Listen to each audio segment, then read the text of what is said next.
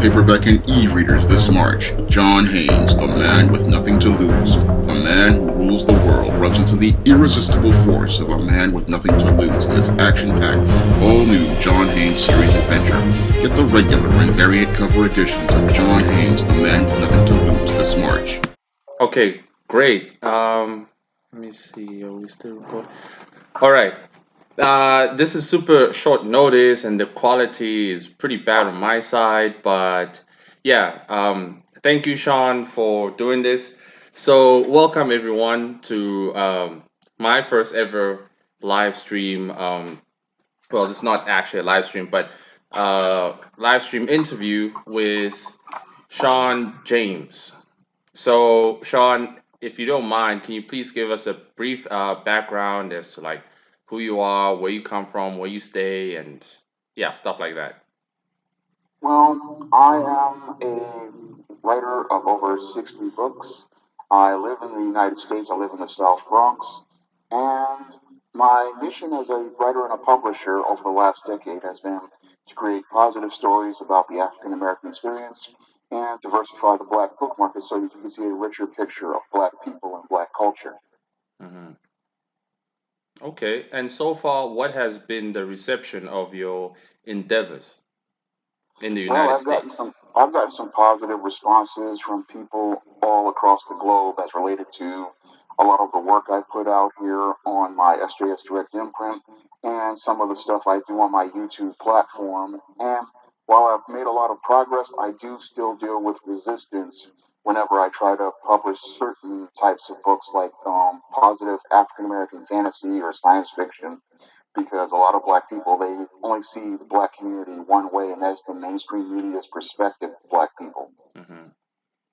Okay, and thus far, your support group, what is the majority of your support group currently, would you Well, say? my support group is primarily it's like people all over the world. I mean, I have a core base of African Americans, but I also have people in the UK who buy my work, people in Australia, people in Canada, people in African countries. I have a large, growing international audience of readers, and I have a audience of American readers who buy my stuff, and people in America like my videos and stuff I put on my channel as related to my men's issues content and my African American fantasy content online. So I have a growing base, so just trying to build it up.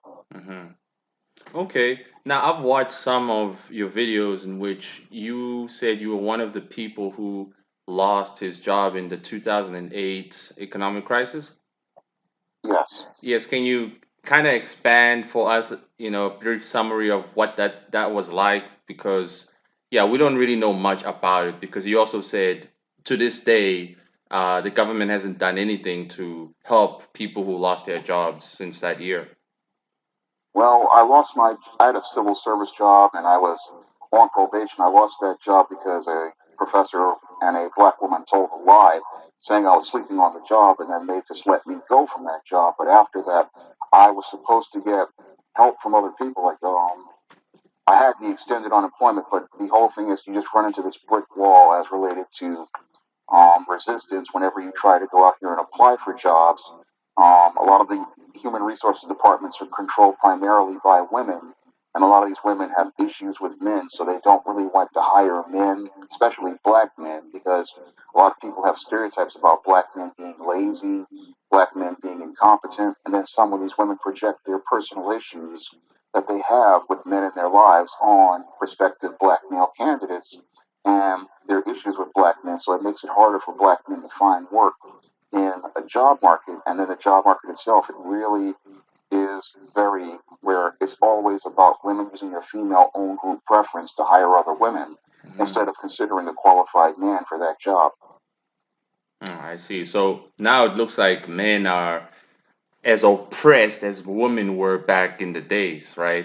That's what it looks Yeah, like. that's what I talked about in my book, um, The Man Crisis. I talked about that Hmm. in depth in The Man Crisis about how a lot of men are leaving the job market because they feel like they have no options in the job market because every time they try to apply for work, what happens is they run into these females who are in HR, and they use their female-owned group preference Hmm. to keep men from finding employment, and they use their biases to keep men out of work. So a lot of men, they want to work, but they just can't get past the what I call the HR brick wall of females Hmm. who create this wall that just keeps men out of employment.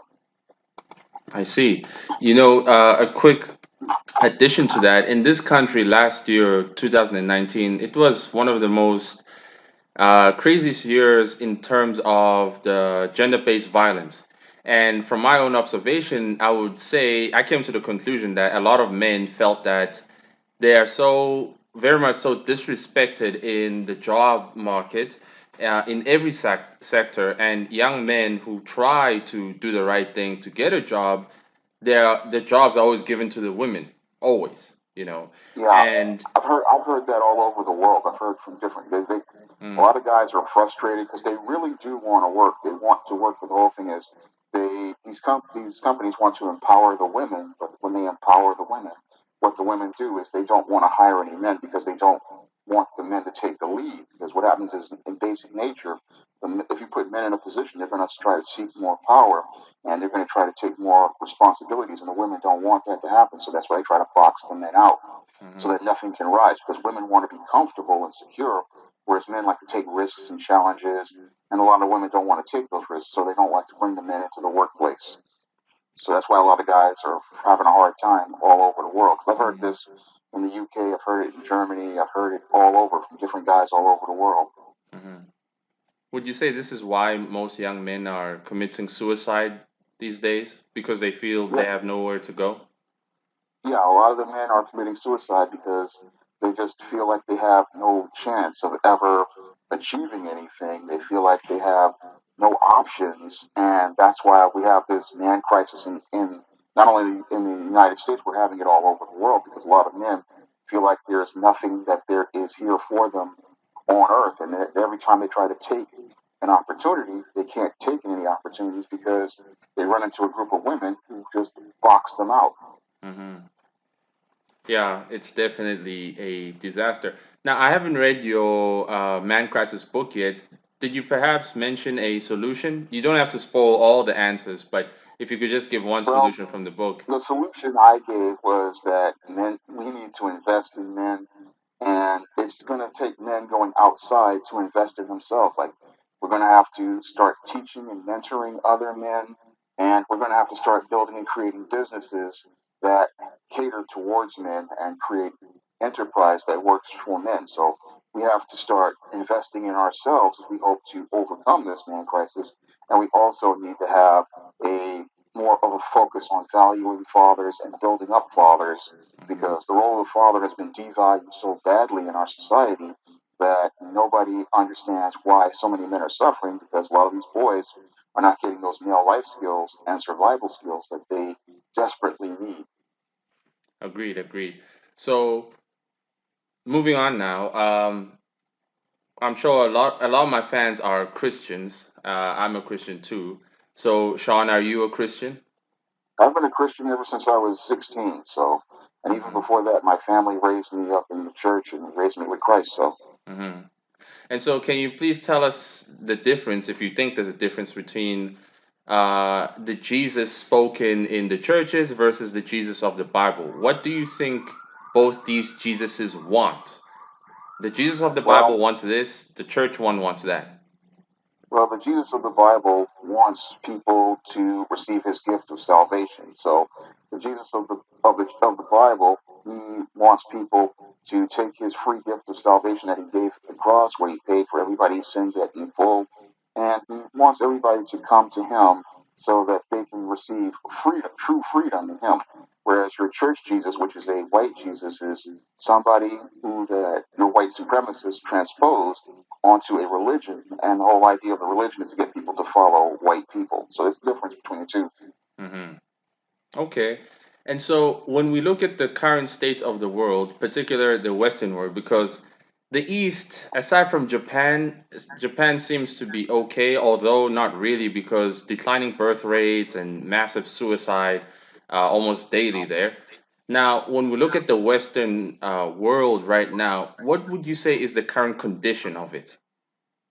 Well, the current condition of the Western world is that it's in a real state of dysfunction. It's like there's no direction, and the Western world is like it's trying to figure out which way it wants to go. And it's been that way for the last, I'd say, about 15 years. It just hasn't really known where it wants to go. I mean, I saw since 9/11 a real confusion with a lot of Americans because I believe that the World Trade Center attack shook a lot of Americans' confidence. And because their confidence is shooken, they just don't know where they want to go, what course they want to take. Because before that, there was a lot of confidence. Like I remember in the year 2000 when I was working at AmeriCorps, there was a lot of confidence. A lot of people were feeling hopeful. And then after 9/11, we saw this shattering of confidence. And nobody really knows what direction they want to go in, what type of goals they want to set, or where they want to be, because I believe that really shattered America's spirit and America's confidence, and that's why everything is just so jumbled these days. hmm Would you say the majority of Americans back then, because it sounds like the people, majority of them, put their confidence in how powerful America is versus the God that allowed America to, thrive? Would you Yeah, say they put their confidence in the wrong source?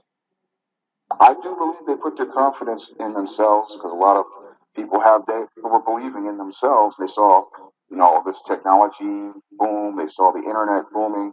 So they had gotten caught up in their own thing and they had forsaken the living God. And I believe that's why they got their confidence shaken because if they had trusted in the living God, they would have been able to navigate a course through things. But that whole thing was they were believing in themselves and not believing in the living God. Yeah, I agreed. And now, quickly to give you some information about this country. So recently, I challenged a upcoming dictator called Julius Malema. I don't know if you've heard of him. I haven't heard of them. Oh, okay. Well, he's a dictator who wants to run a communist party. He's overtly communist versus our main government that's in power, the ANC. They pretty much covertly communist. They're selling us to China too. So I challenged this guy to a public national debate to see how well socialism is going to fare against capitalism and his ideologies versus Bible teachings and principles. Of course, he didn't take the challenge. So I'm asking this because I want to know from you, do you think young men, such as myself, uh, is this something we should do in which if we see a problem that's going to a problem currently that's going to lead us to absolute damnation, should we start addressing the problem now and marching to the front lines and challenging people to talks? Yeah, I think you should stand up for yourself because if you see something that's messed up, sometimes you just have to speak out about it. If you see something that's going to hurt people, you have to speak out about it. Like, for example, I don't know if you've known about the whole passport issue with me and many of these YouTubers, Hmm. but felt I had to speak out about it because I didn't want to see black men get taken advantage of by a lot of these scam artists out here, and I didn't want to see people getting hustled. Now, I know a lot of people didn't like what I had to say, but I wanted to make sure the young guys would not think that this was some option because they didn't understand that you have to stand up for yourself and you have to take the lead. And if you don't want to take the lead, you're not going to go anywhere. Hmm. So sometimes you got to stand up, even if you lose, because you got to stand up for what's right. Uh-huh. And so, because men are disrespected and the fathers are not in the homes, or the fathers that are in the homes are beta males, would you say this is the result of having weak men in the house in which Yeah, young men can't I would find? definitely say it's a result of very weak men in the home and weak men in the community because I recently had read a Facebook post where it just signified the weakness of men, where the guy was asking for permission to do things to improve the quality of life in his community. I said to myself, what man asks for permission from women? A man just goes out and does what needs to be done. He doesn't sit there and ask for permission. And it just shows how weak some of these guys are. Hmm. They come from a submissive place because they've either grown up in the welfare state in single mother households or they've seen the men in the community so cowed that they don't understand that God made men to be leaders, He made men to be stewards, and He made men to take action, and they don't ask for permission from anyone but God to take action. Usually God tells them what to do, and they go and do it. They don't sit there and wait for some woman to tell them. I mean, the woman is the help and the support. She's supposed to ask you for guidance, and now you got the men asking the women for guidance, and that's just a complete reversal of God's order, and it just shows how weak some of these men are. Yeah, agreed. So, would you say your strength, your foundation, would you say you are the person you are and firm in your belief because of your foundation in Christ or Yes, something else? definitely. Mm-hmm. I would not be where I am if it wasn't for God many years ago. I mean, if it wasn't for Him, I would have never finished high school, and I would never even thought about going to college. If it wasn't for Him, I Mm-hmm. wouldn't even have written as many books as I've had. I mean, I remember when He told me, "You don't know what you're capable of." I thought it was a bad thing, but then I looked back, and I've written was it almost 70 books now, and I now I understand what He was saying. Mm-hmm. Yeah, that's incredible. And so, why do you think people don't want to hear that? Because that's a testimony you just pretty much said. And so, why do you think people just don't want to follow Christ despite Christ wants to give people what they are crying for, basically, which is order Well, and structure and, you know. Well, what it is that sin nature in man, and the whole thing is that when you have a sin nature, you think you can do things on your own, and when you have a sin nature, you think you can do things outside of God's order. And the whole thing is that men don't want to submit to God because they think that, in some cases, I believe, because of that whole sin Adam and Eve committed, where they thought they could know like God, and the whole thing is you don't know anything at all. Mhm. Is you learn what God shows you. So that's what I think. Agreed, agreed. Now, a lot of people, I'm sure, would like to know what's happening in the States at ground level. Uh, by the way, do you mind sharing which state you're in? I'm in the state of New York. Oh, you're in New York. Okay. So, in the ground of New York, we know currently from the news and so on and other YouTubers that immigration is a big problem there. The Democrats are, pushing immigration, even illegal immigrants, so on and so on. So, at ground level, what do you see happening in New York that's affecting Native Americans negatively because of this immigration thing? Well, what I see with the immigration issue is a lot of times it's really hurting employment for a lot of people because whenever you bring illegal immigrants in, they depress the wages for people. And I see how they have really hindered a lot of people in the job market, like myself and other black people who want to work, but we can't work because what they do is a lot of times the illegal immigrants wind up coming into jobs and they wind up getting put first. And then also, as related to government services, they wind up getting put first in front of our American veterans. They get put first in front of homeless people. And what happens is the people here, they put the illegal immigrants first. And the whole thing is that it leads to them getting all of these services. But then the whole thing is they're not learning how to contribute in a constructive way. And then a lot of times they take resources out of America, and that really hurts our economy because if you had those resources invested in Americans, then you'd have a stronger economy. But your people on the left, they think that they're helping people, but they're actually hurting the country long term. Hmm. And so the people who keep on voting for the Democrats, don't you think they see that eventually they are going to get screwed over too? Because if they all vote because of welfare opportunities, they are receiving food from one source, and that source can decide to say, you know what, I'm done with you. Do you think they ever think about those things? No, a lot of people don't really think critically about their politicians that they're voting for. Here in America, sadly, a lot of people take voting for granted. They just think that if they vote for this party, they will keep the so-called racists away. Like that's the whole thing about not voting for a Republican or an independent. Or they think the independent is too crazy, so they vote for the Democrats, thinking that it's safe. And a lot of the immigrants vote for the Democrats if they can register to vote because they think it's going to get them more free government benefits. But what happens is this doesn't really benefit anyone except the people at the top because they create these block grants and government programs. And that really hurts everyone overall because it's not really helping people. It's all it does is keep people codependent instead of them learning interdependence or working to build their own stuff. Hmm. Okay, and you mentioned before in your video of is America on in decline, and you said something about the problem with low wage jobs is that Trump may have decreased the unemployment rate, but an increase in low wage jobs does not result in a better life. Can you explain what you meant by that? Well, what I meant by that is, yeah, you have a lot of jobs out here, but the big problem is a lot of those jobs do not pay a living wage. And then when you have a whole bunch of low wage jobs, that means people really cannot move up the economic ladder. It means that they're stagnating economically. And when you have people who are stagnating, they cannot go out here and do things like move out of their parents' home or buy a brand new car or buy a home because all of those items cost more than what they could afford to pay for because their wages just don't allow them enough to make enough money to be able to pay for things like a $50,000 brand new car or $300,000 to $500,000 brand new home because they're not making enough money. They just can't afford to move up economically to a better standard of living. When people cannot maintain a standard of living, that means that your society is going to decline overall because most of your people are stuck in a state of poverty. Hmm.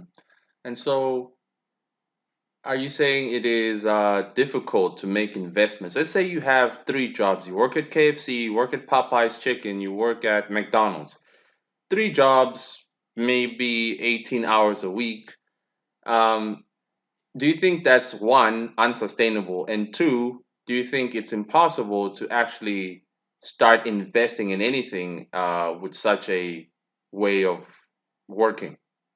Oh, it's definitely unsustainable. And the reason why it's unsustainable is because the hours at these different jobs are very erratic, they're not consistent, and the whole thing is it's just not possible for anybody to be able to build anything with that type of schedule because these jobs have part-time schedules, and when you have a part-time schedule, it may be one job may have hours this week, one job may have hours, where you don't have any hours that week, and that erratic schedule does not allow you to be able to maintain a budget so that you can be able to be able to build a consistent savings, and that's something people aren't thinking about with these low wage jobs. That their schedules are erratic and inconsistent, and because they're inconsistent, you don't have that stable economic base to be able to and have a plan, make an economic plan because the money is just not it's not consistently there. You need stable money like you would get from a salary job or a job where you're working for a consistent schedule where you're working like 7 to 3 or 9 to 5. When you have a consistent schedule, you know what you're going to make every week. And when you know what you're going to make every week, then you can sit down and make an economic plan and say, okay, this is how much money I'm going to need for rent. This is how much money I'm going to need for transportation. And if there's something left over, I can start building my savings. And then if I have enough left over, I can really start laying out a plan for a major purchase like a home or to start out a business. Hmm. And so, would you say we as a people, the entire world, we've been lied to as so like we can have it all. We can have our dream job, dream careers. All you need to do is just go to college. Would you say we've been lied to?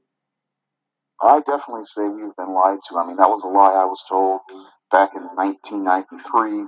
They told me I was going to get this big job. They told me I was going to be able to make all this money. And that never materialized. The whole thing is they were selling college to people. But the whole problem is that we were always told, oh, college would open doors. But when you get out there, and I've gotten out there, and the whole thing is they keep coming, they move the goalposts and then tell you, oh, do you have experience? And the whole thing is, you told us to go to college, and now you're coming here to move the goalpost, and now you can't get the job because now all of a sudden you don't have the experience. So it really frustrates a lot of people. You get maybe they tell you these things, and then you invest time and money in them, and then you find out it's the same thing. Because I remember I got out of high school, they started talking about experience in college, and then they didn't want to give me a job then. Then I got the college degree, then they started talking about experience then. And then when I got experience, I got more excuses. Like, it's really frustrating for people because you put the work in, and every time you work towards the goal, they move the goalpost, and that really frustrates you because you really want to do things to move your life ahead, but you can't move ahead because people keep putting up moving the goalpost and then keep trying to throw a wall up in front of you. Agree. What would you say to people who deny the very statement you just made? Because your statement is based on evidence, you've lived through this. And so when you tell young people, because I've done so myself in varsity, in which I encountered first years, I said, look, don't don't believe everything these lecturers are telling you. It's not true, because I've seeked for a job and I know people who got screwed over despite having a degree. What do you think of people who deny evidence despite you being one, a living piece of evidence, and having information to back up what you're saying, but these people still deny it? What do you think of such people? I think many of them have bought into the ideas that they were sold by these people in the college. A lot of them are still, I remember being 22 and be having the rose colored glasses on. And they're thinking that if they persevere, that eventually somebody will give them some sort of break. They're thinking that, oh, things may possibly work out, but they're just not looking at the reality of things, which is this is people just, a lot of times they get their jobs because of their friends or their family members, and they're not really understanding that this idea of selling people college is it's just been a lie, and it's a lie that needs to be shattered because people are getting into hundreds of thousands of dollars worth of debt, and they can't even find a basic job at in retail. And I've run into that myself way back in the '90s. And we just need to start telling the truth. But a lot of times people have bought into the dream and they're thinking that if they get this degree, this job will be there, but it's just not the case at all. Mm. Yeah, I guess they got brainwashed, in other words, right? Yeah, when you're young, you don't know any better. When you're a teenager, you see things on TV, you see things in the movies. They trot out one of these guys to tell you his story at the colleges a lot of times, and you're believing it, but you don't. And it's not until you get out into the world and see it for yourself that you see the truth about things. hmm So would you say hard work is definitely not the main key to success? Well, hard work is part of it, but the whole thing is you just have to. It's a lot of times with this job market, it's who you know, not what you know. I mean, I know a lot of stuff, but I just don't know the right people. I mean, I have the talent and skill, but it's about who you know, not what you know. In a lot of cases. Yeah, agreed, agreed. Also, a couple of my fans would like to know as to like, okay, staying in New York and being an American citizen, what is the most difficult part about, let's say, living expenses? Like, what's the most expensive thing about living in America today? The most expensive thing is housing. I mean, housing is very expensive. Rent in New York here is very high. I mean, a studio here can cost you like $2,000 or $1,800 depending on where it is. Um, that's a really expensive thing, and the whole thing is you. Sometimes it depends on the neighborhood, and it can be very expensive. Housing is expensive. Food is expensive. You can always get deals on clothing and stuff. I mean, there's thrift stores, there's Amazon, there's Walmart, but the whole thing is housing can eat up almost 50% of your income because the housing supply is really tight, and the whole thing is the transportation and commutes can be a challenge to someone if you're from a rural area or from an area where like the suburbs, because it's very congested here. It's a lot of people, and you can see New York is a lot more congested than it was back when I was a kid in the '80s. There's a lot of people on the trains, a lot of people on the subways, a lot of people every day they're commuting, and it's really tight. So you got to, and you also have a lot of discipline because a lot of people have attitudes. A lot of people are angry and frustrated. So you have to have a discipline to deal with different things because you're going to deal with a lot of hostility. A lot of people they're cold. So that's something that you have to learn how to brush off if you want to go out here and commute and go to work and go to school, take care of business. You can't really get people get you upset. You can't let them phase you. You just have to focus on what you want to do and not let people upset you because one little thing that gets you upset can literally cost you your safety or your freedom, and you don't you have to understand you have too much to lose to get into it with people. So one of the things you got to do when you're here is not try to get too much into it with people and just focus on what you want to do. Okay, okay. Now, getting to another question that I'm pretty sure some people would like to know from you, what do you think about the current worldwide genocide of white people? Because from what we've seen on the news, it's always the white man is a terrorist, blah, blah, blah. And we know what white people did in the past, but it's not who are alive today because they are suffering as much. And we know that the Arabs did far worse to Africans. And we know, biblically speaking, that all that happened to any group of people was judgment because of idolatry. So we have that understanding. And so, what do you personally think of this international genocide of white people, and what do you think it could result in?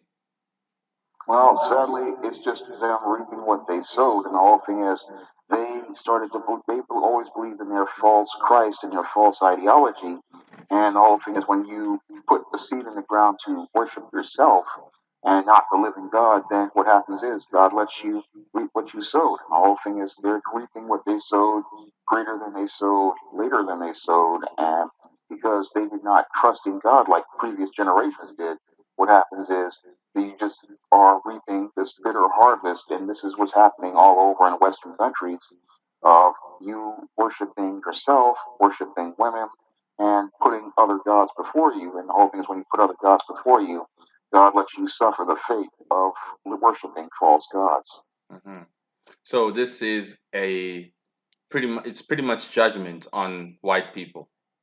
Yeah, it's Hmm. judgment on all people because they're not serving the living God. They're not repentant, and in some cases they're actually defiant. And when you are repent or defiant, what happens is God lets you be punished by the evil that you have done. Hmm. And so, in terms of now realistically trying to change society for the better or moving it back, you and I agree that the only way things can get better is if everybody repents, goes back to the living God. And so, if people don't want to do that, what do you think they're going to try next in order to survive this catastrophe?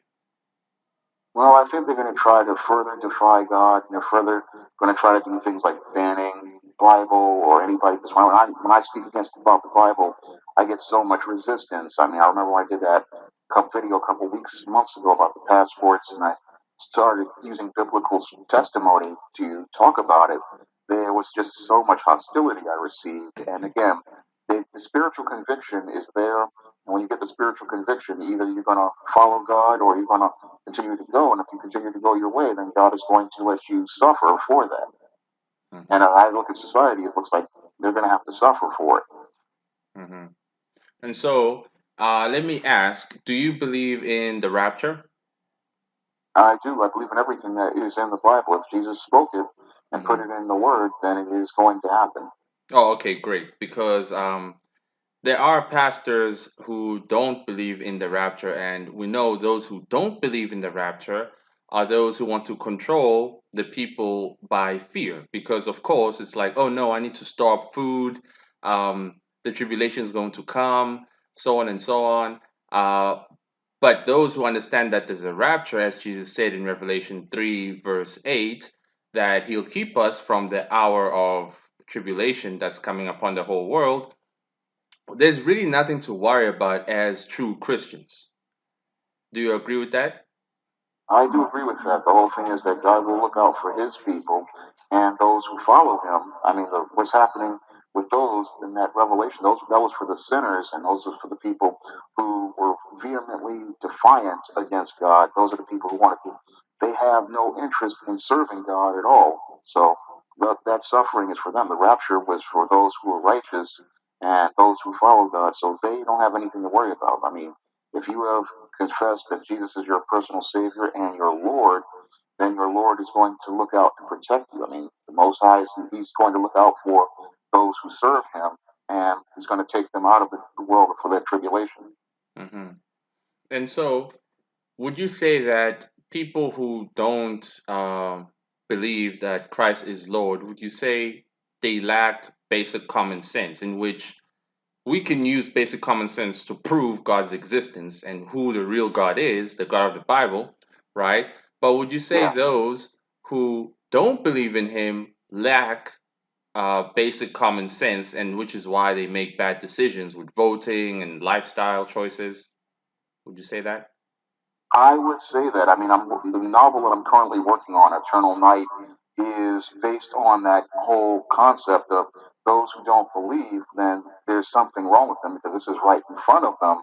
And I myself who have experienced God in my life, so I know that He is real and I know that He is there. So I know that those who don't know, some of them, they might be ignorant because of the way they were raised. But then there are those in the church, some of them take things for granted. They don't understand how things work. But I know that some of them, it is clear to me that there is a God and that He is the Lord of everything. And the whole thing is that a lot of people, some of them don't want to believe because, again, the way they were raised in a dysfunctional home. And others, they don't want to believe because they want to be able to go out here and do the things that they want to do. And then there are those who just do not want to believe because they want to be able to, again, do these things and they don't want to take no response. They don't want responsibility because to acknowledge that Jesus is Lord and that God is the ruler of the earth and everything means that they have to acknowledge somebody as an authority and they don't want to have authority over them. Yeah, agreed. So, quickly moving on, would now in Africa, it looks like the people who might take over and rule it is China, because China has all sorts of, their toes up in Africa. In fact, they're already like halfway deep into Africa. So it looks like they're going to control everything here. In America, who would you say would control it? Would you say it's going to be the Muslims or what? I'm not really sure as to like who would want to overthrow America, because if we look at London or Europe, there's a lot of Muslims there, and we know what the Quran says and what they're planning. What do you think Yeah. about America? Who's going to overthrow America? I can't really say who's going to overthrow America because, as I see it, you got Americans pushing back against these kind of things that these leftists are trying to push. So America might try to, people might try to bring them in. So what happened with America is that we had people trying to bring Muslims in for cheap labor. You had people trying to bring Chinese in for cheap labor, but it's backfiring because a lot of those people have really poor work ethics and now you have Americans starting to push back because they're seeing that their quality of life is declining, their way of life is declining. So it's hard to say, but the whole thing is America. It may be able to survive in some way, shape, or form, but it may not be the same way that it was before. Hmm. Okay. And now, do you know Nicholas Fuentes? Ever heard of him?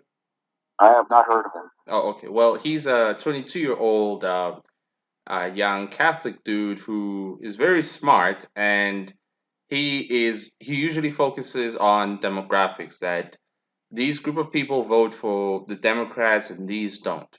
Now, although he's telling the truth, he's very divisive, unfortunately, in how he presents things, and he's been called a white supremacist for that, and he's not. He's really not. So the way it looks like, America is being racially divided every single day, in which there are studies, false studies, in my opinion, conducted that black people's IQ level is that, and genetically speaking, black people are just more violent. That's why they commit more crimes in America, which like, we can see it, we see the stats. Black people do commit more of the crimes, so on and so on. But this is not a genetic coding. This is because of dysfunction in the black community and the family structure being jacked up. So because everything is being so racially divided in America, what do you think is the best way to bring all America back together? Well, the best way to bring all of America back together is through trying to educate people and inform people. And that's how we really break a lot of these stereotypes because a lot of these academic institutions, a lot of these businesses, they want to keep people divided because it makes them money. And when we have what social media has done is opened up an opportunity for us to educate people so that we can bring people together. And social media has been a great tool in bringing people together. But the sad part is that a lot of people, they don't want to see the information or hear the information that's out there, and what they do is they go to the echo chambers to get information instead of going to get the actual information from the source. Information is out there to bring people together and let them know the truth, but a lot of times people don't want to hear the truth because they want to have a scapegoat to blame. Because the whole thing is, when you have information and it can open you up and inform you, that means taking responsibility. And the whole thing is, part of being brought together is acknowledging a problem, then taking responsibility for the problem, and then working towards a solution for the problem. Hmm. Yeah, I agree because a lot of conservatives in this country, white, black, or whatever, they don't really want solutions from what I've seen. They just want to keep their own personal stardom, their own fans, which is why they Yeah, don't want to give solutions because they'll lose all of that if there's peace on earth. What do you yeah. think about that? Well, the whole thing is that they're not thinking about the greater goal. They're just thinking about keeping their power base and making their money. But there's something bigger and greater. It's like I talked about in the live stream called Why Black People Can't Work Together, is that they focus on the things that they want to keep, but they're not thinking about the greater goal or the more common goal where everybody benefits in the end. It's Hmm. just all about what they want and having their little fiefdom and not thinking about what others need or thinking about the big picture overall. Hmm. Okay. What would you advise young men of all races to do in this economic climate we all face? Well, the thing that I would advise them to do is try to save as much money as possible. If you can get a job, always try to make sure you have a budget for how you spend your money. Don't try to spend too much on um, things that really don't have much value. Always focus, really, again, on saving your money, and also start thinking about business ventures you want to invest in. I mean, you may not have the money right now to do something, but you can always start focusing on building and developing a plan for what you want to do. Because the ultimate goal is, when you get a job, to get your own business and have a business on the side started up in addition to that. Because when you get a job, what you want to do is make sure you get a side hustle of some type. Like right now, this was my side hustle, publishing books like The Man Crisis, books like the John Haynes series, and books like the ISIS and East series. All these books was my side hustle, and this is the money that's going to allow you to go out here and be able to build up a thing for investment and to have some money saved up just in case a real emergency comes up. And what you want to do is really start making plans for things you want to do overall. I mean, just again, once you get the money, I mean, start saving your money, then start working on getting your own place and things like that. And also, just try to keep yourself out of trouble most of all, because trouble is easy to get into, but it's very hard to get out of. True, true. And what about the social circle everybody should surround themselves with? Who do you advise people should hang out with more? Should try to find positive people to hang out with. I mean, find people who have similar interests that you have. For example, I am a big time science fiction, fantasy, comic book fan. Try to find people that are like minded and have similar interests. And I try to find people who are very positive, because the positive energy they radiate is going to radiate to you, and the positive energy is going to attract positive people to you. So, what you want to do is get in circles with positive people, because those people are going to be able to help you in the long term, and they may actually lead you to opportunities that can allow you to build, expand, and grow. Hmm, agreed. Okay, last question. Um, Here in Africa, a lot of people do not like, they like and love and adore first world ideas that have been manifested, such as, let's say, Marvel movies and all these great pieces of entertainment that we see. These are first world things. But when a fellow brother, fellow neighbor, has a first world idea and wants to plant that seed in his hometown, the neighbor who wants to claim to the rest of the world that he loves thy neighbor, as the Lord said, he doesn't want to help that seed grow. He doesn't want that first world idea change his community here in Africa for some weird reason. So, what do you personally think is the cause of such a situation in which here in Africa neighbors don't want to help each other grow and create the very things they love to purchase and indulge in? Well, that's a basic tenet of what I call being spellbound. And what I talked about in the novel I did called Spellbound, how you always have these black people who want to fit into the, no, these black people want to fit into this black box that is acceptable to white people. So they don't really want to be the darker shade of black, which is you defining black on your own terms. And they don't want to support anyone who wants to define black on their own terms because they believe that the white man's ice is colder. They believe that whatever white people make is better, and they have low self esteem and they don't value themselves and they don't value the things that they make. So they think that whatever they make is less than.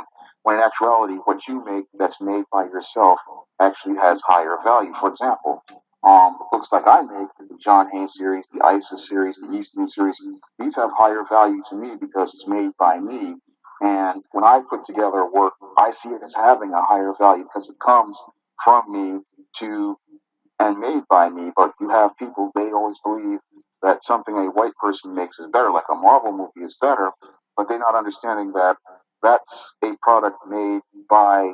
The reason why it's first world is because people see it as having a high value, but something made in another part of the world can have the same value if you learn how to value it on the same level. It's just about what you believe in and what you see as having value. And when I look at my SJS Direct books, I see them as having great value because one, it's made by me, and two, it's something I made in the image of myself. But that's something that relates to a lot of black people's brainwashing that's related to white supremacy, and it also relates to them believing that white people are gods. And when I see another person trying to build themselves up, it's like them saying, "Oh, you're turning against this God," and they don't understand that what they're doing is hurting themselves because you're supposed to make your own image and you're supposed to see value in yourself. And you're supposed to see value in what you create. Hmm, totally agree. Well, that was awesome. Thank you, Sean. And it's Thank you. unfortunate that other people couldn't ask questions now, but I'm sure they'll ask in the comments. But yeah, this was really awesome. Thanks a lot for doing Uh, this. It was cool. I'm glad I could help you. I'm glad. Do you have any questions for me for anything? No, I don't have any questions. Just was glad to be able to give you an interview and show people all over the world that you know two black men can have a conversation and discuss different topics, and that it really floors me that I can reach you all across South Africa, and here I am in New York, and I'm reaching you all the way over here.